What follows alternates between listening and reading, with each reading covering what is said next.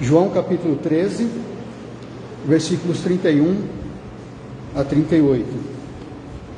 A nossa vida, ela tem altos e baixos. A gente às vezes está muito feliz com a nossa vida e damos graças a Deus porque Deus tem nos abençoado, mas também tem muitas vezes que a gente fica angustiado porque passamos por tribulações, e nesses momentos a gente quer que Cristo volte logo, que chegue logo a hora da gente partir, da gente estar com Ele.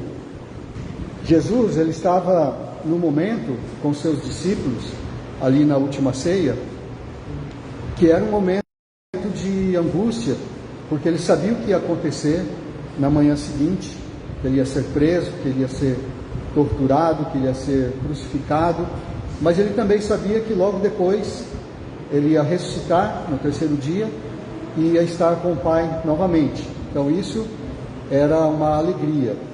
A Bíblia até fala que ele suportou a dor, suportou tudo isso em troca da alegria que estava proposta a ele, porque não só ele estaria novamente com o Pai, mas também ele ia levar junto com ele todos aqueles que creem nele, todos aqueles que o amam. E então era um momento difícil ali, momento de angústia, mas porque era um momento de partida, momento de separação, em que ele ia voltar para o céu, porque ele ia ser morto primeiro, crucificado, sepultado e depois ressuscitado, e os discípulos não podiam acompanhá-lo, os discípulos tinham que ficar, porque eles tinham uma missão, e essa missão tinha alguns objetivos que nós vamos falar aqui, nós vamos tentar entender. Então vamos ler, convido os irmãos para ficarem de pé, para nós lermos João capítulo 13, versículos 31 a 38.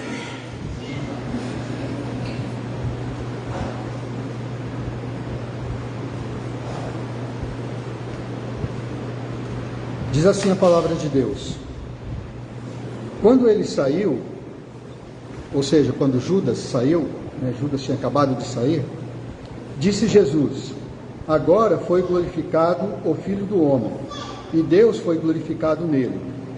Se Deus foi glorificado nele, também Deus o glorificará nele mesmo, e glorificá-lo-á imediatamente. Filhinhos, ainda por um pouco estou convosco. Buscar-me-eis, e o que eu disse aos judeus, também agora vos digo a vós outros: para onde eu vou, vós não podeis ir.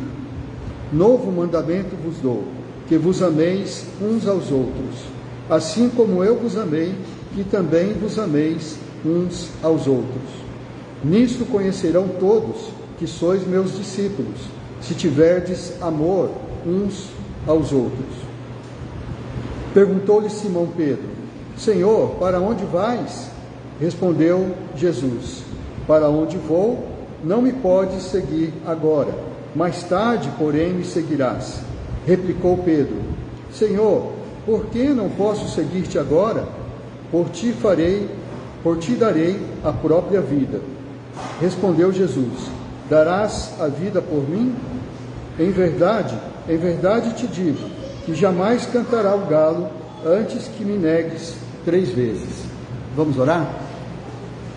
Obrigado, nosso Deus, pela Tua palavra que nós lemos. Obrigado porque nós temos, Senhor, a oportunidade de estarmos aqui hoje para ouvir a Tua palavra, para meditarmos, para apropriarmos, Senhor, daquilo que compete a nós, daquilo que o Teu Espírito quer de nós. Que o Senhor nos auxilie, Teu Espírito esteja nos abençoando neste momento, esteja também com os irmãos que estão ausentes. Nós te agradecemos, em nome do Senhor Jesus. Amém. Amém. Podeis assentar? Antes de partir, os discípulos, eles tinham uma missão. Eles não podiam ir com Jesus ainda. Jesus estava de partida, Jesus estava completando a sua missão. Mas os discípulos ainda não podiam acompanhá-lo. Eles teriam que passar por alguns momentos que seria muito difícil. Então Jesus, ele os encorajou e ele fez o máximo, como nós vimos nas passagens anteriores, que ele os amou até o fim. Ele deu exemplo de amor, ele lavou os pés dos discípulos, ele lavou os pés até mesmo de Judas Iscariotes, que era quem ia traí-lo.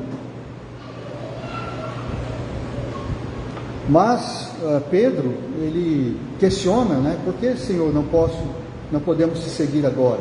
Eu te sigo até a morte, né? Pedro estava realmente muito disposto, muito resolvido a seguir Jesus, mesmo que fosse para a morte. Mas ainda não era o momento. Jesus disse que ele não podia ainda acompanhá-lo. Nenhum deles podia ir. Os outros discípulos não falaram nada, pelo menos não está escrito aqui, mas com certeza eles tinham também o mesmo sentimento. Mas antes deles partirem, eles tinham uma missão, e Jesus então queria mostrar para eles que era necessário cumprir essa missão, que ela tinha pelo menos 3 objetivos. O primeiro objetivo era que eles precisavam glorificar a Deus. Era necessário que eles ainda ficassem, porque eles precisavam glorificar a Deus. Nos versículos 31 a 33, a gente vê que logo que Judas Iscariotes saiu, quando Jesus deu a ele um bocado de pão molhado, para sinalizar que era ele quem seria o traidor, Jesus disse para ele, vai e faz o que você tem que fazer, faz depressa. Então, logo que Judas saiu, Jesus disse que agora ele foi glorificado. Agora foi glorificado o Filho do Homem. O que é que Jesus estava querendo dizer com isso? Jesus, ele sempre fala, ou muitas vezes, ele fala no presente de alguma coisa que vai acontecer ainda. Porque para ele já é consumado, é como se já estivesse acontecido. O fato de Judas ter saído para entregá-lo aos sacerdotes mostra que tudo estava acontecendo de acordo com o plano. Ele sabia qual era o plano de Deus, que ele ia ser entregue, que ele ia ser morto, que ele ia ser preso e assim por diante, que os discípulos iam se espalhar, iam abandoná-lo, iam fugir. Jesus sabia de tudo isso. Então ele disse, agora então foi glorificado o Filho do Homem. Jesus ia ser glorificado quando morresse na cruz e quando depois ressuscitasse, e até hoje nós o adoramos, nós o reconhecemos como o Filho de Deus unigênito e aquele em quem nós devemos crer para recebermos a vida eterna, porque ele é o nosso Salvador. Então Jesus já vislumbrou tudo isso com a saída de Judas, com aquele começo ali daquele plano diabólico que ia acontecer, mas tudo isso ia ter um final glorioso. Então por isso ele disse essas palavras, que o Filho do Homem foi glorificado, que Deus foi glorificado nele e que Deus ia glorificá-lo também. E aí ele diz que ele informa aos discípulos que ele ainda estaria com ele por um pouco de tempo, mas assim como ele disse para os judeus anteriormente que eles não poderiam segui-lo, ele infelizmente tinha que dizer isso para os discípulos também: para onde eu vou, vós não podeis ir. Vocês não podem ir agora, mas depois vocês vão poder me seguir. Todo ser que respira, ele deve dar glória a Deus, ele deve glorificar a Deus. Lá em Salmo 150, é o último salmo da Bíblia, ele diz, as últimas palavras do livro de Salmos: todo ser que respira, louve ao Senhor. O homem foi criado para dar glória a Deus. Mas, lá em Romanos, no começo de Romanos, capítulo 1, versículo 21, diz que nem todos reconheceram a Deus. Embora eles tivessem a natureza, e ainda têm, muitos hoje cultuam a natureza, chamam de mãe natureza, mãe terra, e tem a natureza como o seu Deus, porque como se fosse o próprio Deus. Na verdade, a natureza é uma criação de Deus, mas não é o próprio Deus. Deus é o Criador da natureza. Se a gente fica maravilhado quando a gente vê o sol, a lua, as estrelas, e aqueles que observam o céu com telescópios, hoje em dia é tão bom a gente ter a internet, que a gente pode olhar aquelas imagens daqueles grandes telescópios que eles mandaram por espaço, e a gente pode ver quão grande é o universo. Parece que a gente é tão pequenininho. E quando a gente tem a oportunidade de sair, passear e de olhar a natureza, de ver as coisas, a gente fica maravilhado. O ser humano sempre teve isso, sempre teve a natureza como quem glorifica a Deus. Em Salmo 19 também diz que os céus proclamam a glória de Deus, sem palavras nenhuma, mostram a existência de Deus. Mas os homens, mesmo tendo isso, mesmo tendo a própria vida, que é o milagre de Deus, não glorificam a Deus como deviam. Mas nós que nos convertemos, nós que cremos em Jesus, nós temos esse dever e essa consciência de que nós estamos aqui para glorificar a Deus. Por que é que Deus não nos leva imediatamente quando nós aceitamos a Cristo? Quando diz, agora nós temos a vida eterna, porque Jesus morreu na cruz em nosso lugar, nós confessamos os nossos pecados, nós aceitamos a salvação. Por que é que Ele não nos leva imediatamente e nos deixa aqui? É porque nós temos uma missão, e um dos objetivos é esse: nós temos que glorificar a Deus. Em João 15, 8, diz que quando nós damos muitos frutos, então nós glorificamos a Deus. Nós precisamos dar frutos. Em 1 Pedro 1,7, ele diz que a nossa fé, uma vez confirmada, que é mais preciosa do que o ouro, vai glorificar a Deus, vai redundar em louvor a Deus. Então a nossa vida, ela pode e deve glorificar a Deus. Também em Mateus 5,16, diz que a nossa luz deve brilhar diante dos homens. É assim que a nossa vida então deve ser, uma vida que dá frutos, uma vida que ilumina as pessoas com a luz de Jesus e do Espírito Santo, e é uma vida que é de uma fé a toda prova. Quando nós passamos por provas, a nossa fé não esmorece. Então é como se fosse um fogo provando o ouro, né? E se a nossa fé passa por essas provas, ela sai como o ouro. Na Igreja Católica, eles têm costume de ter uma doutrina de beatificar pessoas que viveram para a glória de Deus, pessoas que tiveram um bom testemunho. E para a pessoa se tornar um santo na Igreja Católica, reconhecido pela Igreja Católica, não é fácil, não. Tem que passar por um processo muito grande, demorado, né? É bem burocrático, na verdade, mas é porque eles querem tomar o cuidado de que a pessoa que foi declarada santa, que ela realmente merece aquele título. E aqui no Brasil nós temos 37 pessoas que foram declarados santos pela Igreja Católica. Mas antes de ser declarado santo, primeiro ela tem um testemunho ali da sua paróquia, da sua comunidade, e ela primeiro ela não pode estar viva, né? Tem que ser uma pessoa que já morreu, porque a pessoa que já morreu, ela já cumpriu tudo que tinha que cumprir, não tem como ela pecar mais ou voltar atrás, né? Então já mostrou o seu testemunho.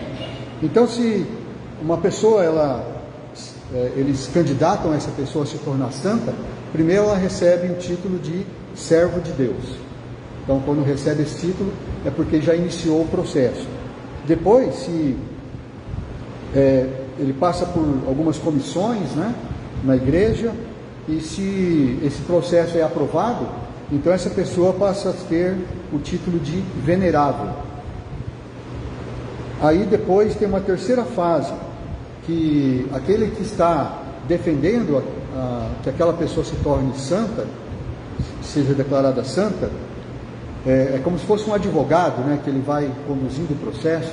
Então, ele tem que provar que essa pessoa fez um milagre. Então, como que ele prova? Essa pessoa, geralmente esses milagres são curas, e aí tem que passar por uma junta de médicos, e eles então contratam lá uma junta de médicos. É realmente igual a um processo judicial, e aqueles médicos então eles têm que comprovar que aquela cura não tem explicação científica, que realmente foi uma cura milagrosa. Se a pessoa então, se aquele que está postulando aquela pessoa se tornar santa, ele consegue provar, então aí a pessoa se torna, recebe o título de beato, ou beata, né? Então aí ela já sobe um nível. E aí a quarta fase, a última fase, ela precisa da comprovação de mais um milagre, e um milagre depois que a pessoa já morreu. Então tem que ser provado que depois de morta aquela pessoa fez um milagre, ou seja, que alguém orou a essa pessoa, fez um pedido a essa pessoa a quem eles querem tornar santa, e que realmente fez um milagre. Então se passa por tudo isso, aí o Papa publica um decreto de canonização e a pessoa se torna santa. Então não é fácil, né? Se você quer se candidatar, né, um dia a ser santo, primeiro você tem que ser católico, né? Tem que entrar na igreja católica. Mas tem que passar por todo esse processo aí, não é fácil.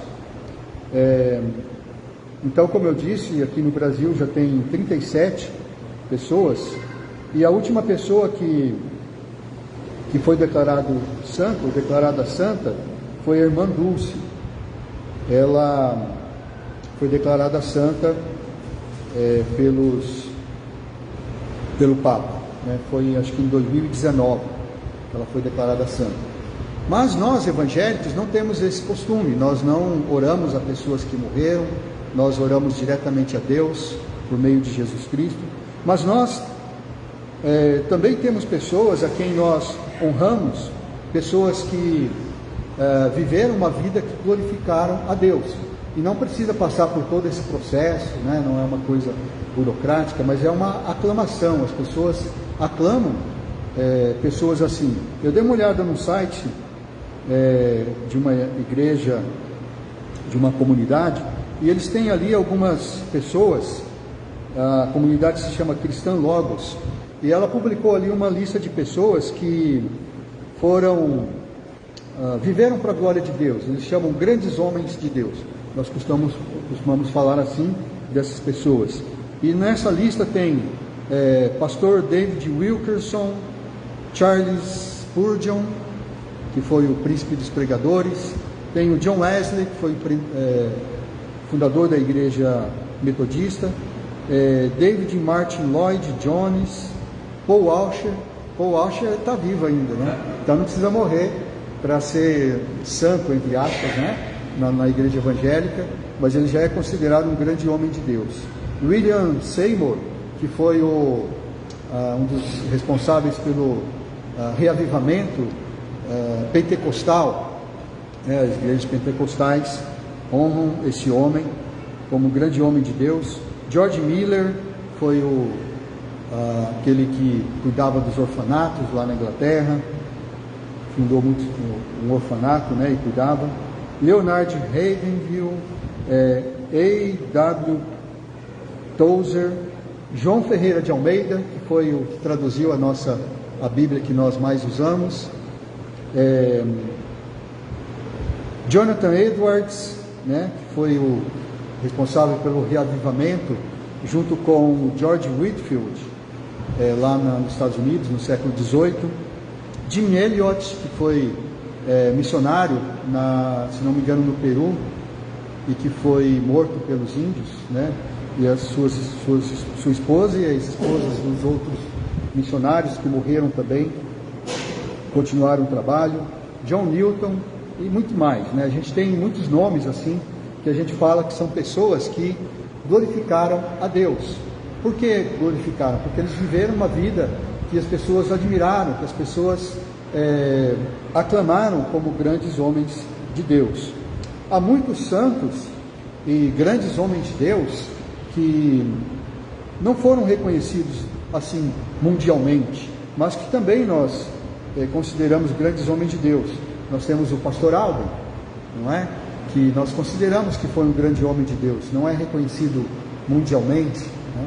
Nós temos mulheres também, como a tia Virgínia, esposa do pastor Alden. Temos a avó Ruth Harmon também, nós consideramos que foi uma grande mulher de Deus. O pastor John Harmon, né, o filho dela, e certamente milhares e até talvez milhões de pessoas que foram reconhecidas em vida ou depois da morte como grandes homens e mulheres de Deus. Será que eu e você também seremos reconhecidos assim, como pessoas que viveram para Deus e glorificaram a Deus? É esse o nosso objetivo, que nós possamos deixar um legado, né? Que nós possamos deixar, quando nós partirmos, essa imagem para as pessoas, que nós vivemos para a glória de Deus. Então esta era a missão dos discípulos e também era um dos objetivos da missão e também é o nosso objetivo. O outro objetivo é cuidar uns dos outros. Nos versículos 34 e 35, Jesus disse: novo mandamento vos dou, que vos ameis uns aos outros, assim como eu vos amei, que também vos ameis uns aos outros. Nisto conhecerão todos que sois meus discípulos, se tiverdes amor uns aos outros. Então, o amor é a prova que somos discípulos de Cristo. Esta é a marca.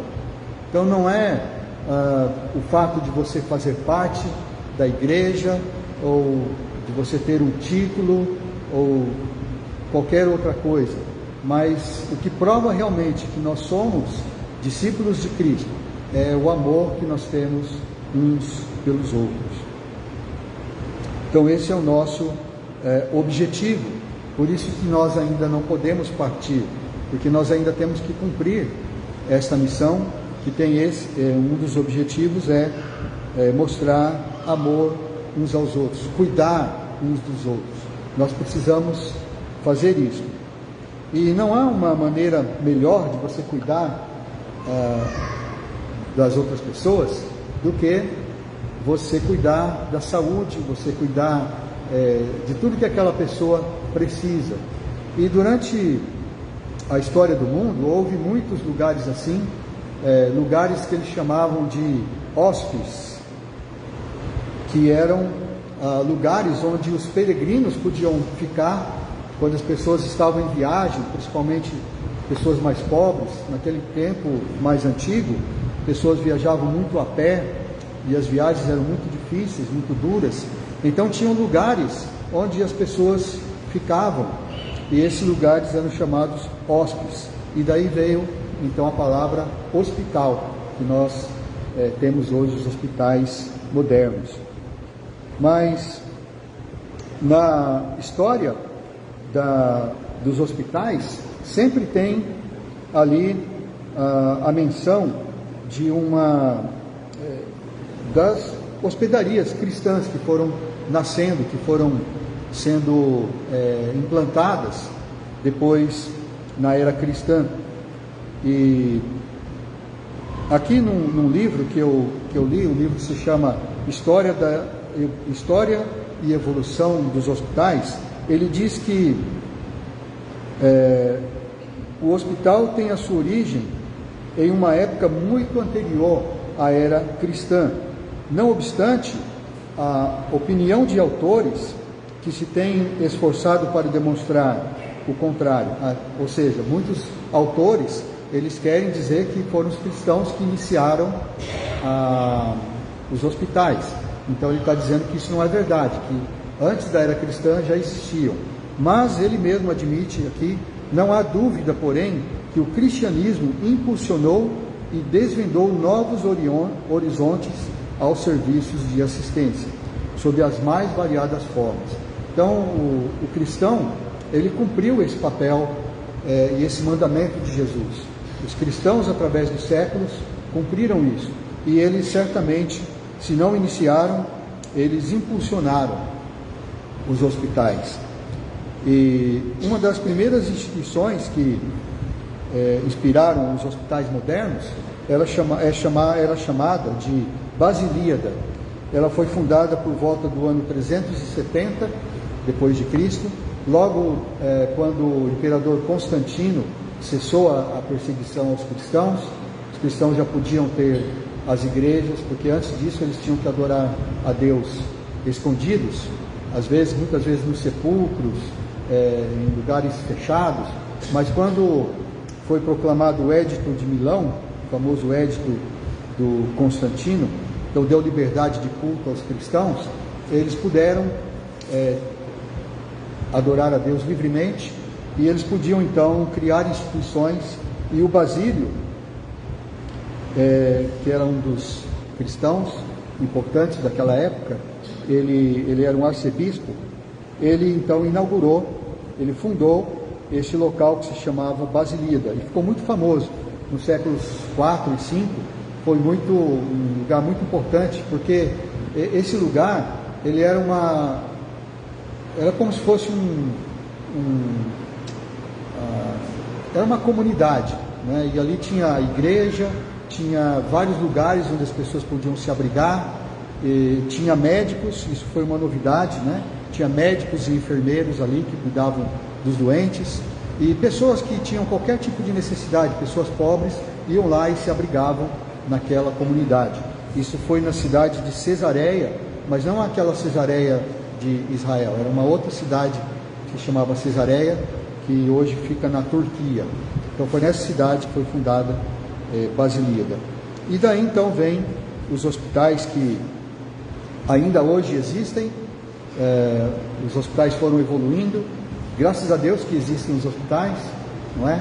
Porque quando a gente está doente, a gente precisa de socorro, a gente vai lá no hospital, a gente é bem tratado, a gente é cuidado.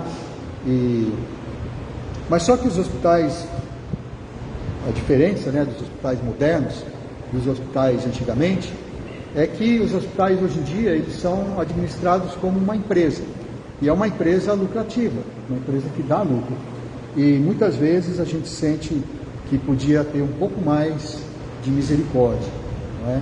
Principalmente para aqueles que não podem pagar os hospitais. Então existem grandes hospitais, mas que precisa de muito dinheiro para você ser atendido ali, e alguns tratamentos são diferenciados para quem pode pagar mais.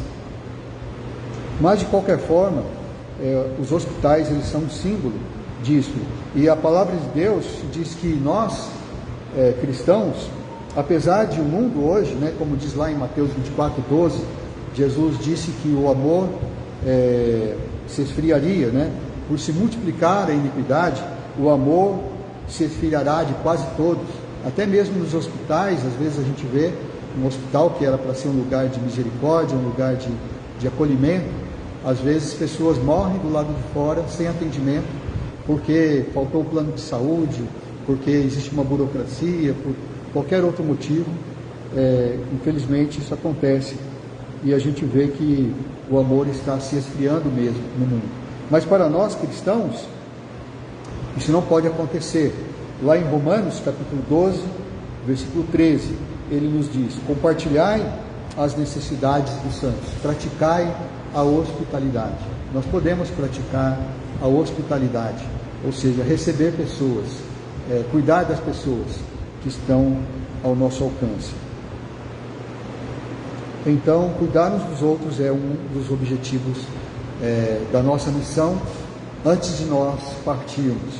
E aqui nós temos o terceiro objetivo, que é provar a nossa fé. Nós estamos aqui, nós não podemos partir ainda, porque nós precisamos provar que nós realmente cremos em Deus.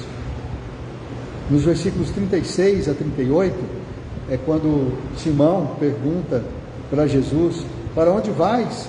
Ele protesta, né? E aí Jesus não diz para onde vai, mas ele diz: olha, para onde eu vou, você não pode ir agora, depois você vai. Aí Pedro protesta novamente: mas Senhor, por que nós não podemos ir agora? Por ti eu daria a própria vida.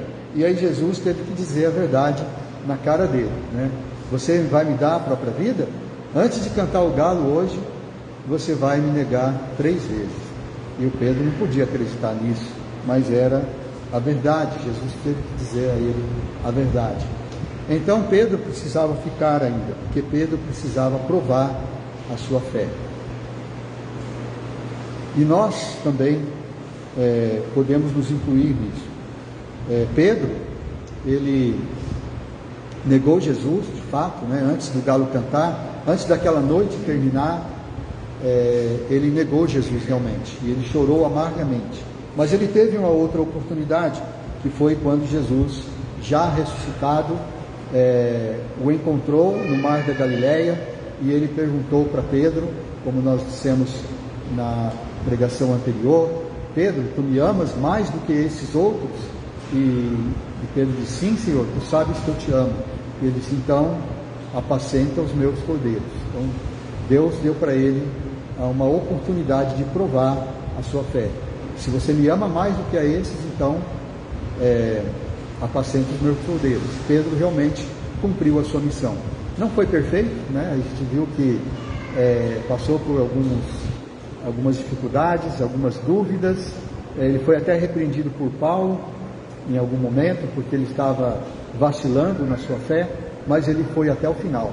E segundo a tradição, a gente não sabe exatamente se isso é verdade, mas segundo a tradição, ele também morreu crucificado. E crucificado ainda de cabeça para baixo, né? Uma forma mais cruel. Mas com certeza ele cumpriu esse objetivo, a sua missão, cumpriu mais esse objetivo da missão, que era provar a sua fé. E todos ali tinham que provar a sua fé. O Tiago, né, o irmão de João, mais novo, ele morreu decapitado, né? Morreu à espada. O João, ele não morreu martirizado, mas ele ficou, talvez foi o mais difícil de todos, né? Ele teve que viver até os 90 e poucos anos, e vivendo, provando a sua fé. Todos eles, se não morreram martirizados, morreram de alguma forma, foram perseguidos e provaram a sua fé. O Paulo, que veio depois, o Paulo não estava ali entre eles, mas o Paulo fala que ele foi um apóstolo, como que ele diz, ele fala que veio temporão, né? Ele veio depois do tempo, né? Ele foi um apóstolo temporão, né? Fora de temporada, né? Porque ele primeiro perseguia a igreja, ele perseguia Jesus, mas quando ele foi encontrado, quando Jesus o encontrou e ele caiu naquela estrada para Damasco, que ele se converteu, Jesus mandou ali um discípulo chamado Ananias para falar com ele, e o Ananias protestou e disse: Senhor, mas ele veio aqui para perseguir a igreja. E então Jesus disse para o Ananias: mas vai, porque este é para mim um instrumento escolhido para levar o meu nome perante os gentios e reis, bem como perante os filhos de Israel, pois eu lhe mostrarei o quanto lhe importa sofrer pelo meu nome. Então Paulo, ele teve que provar também a sua fé. Mas você pode dizer: mas por que Deus precisa que nós provemos a nossa fé? Ele não sabe de tudo? Ele não conhece a sinceridade do nosso coração? Ele conhece tudo que está em nosso coração.